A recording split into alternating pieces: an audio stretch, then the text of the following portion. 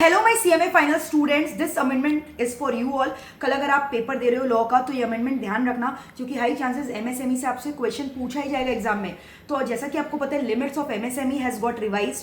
3 नए लिमिट्स आया, मैं आपको बता रही हूँ तीनों के लिए। Micro, small and medium enterprises. So an enterprise shall be regarded as micro enterprise if the investment is up to कितना 2.5 crore and turnover is up to 10 crore. Micro enterprise के लिए वापस से बताओ, इन्वेस्टमेंट अप टू 2.5 करोड़ होना चाहिए and turnover up to 10 crore होना चाहिए। लेकिन स्मॉल एंटरप्राइज के लिए इन्वेस्टमेंट का लिमिट अप टू 25 करोड़ बोल दिया, which means more than 2.5 crore but up to 25 crore and turnover more than 10 crore but up to ₹100 crore.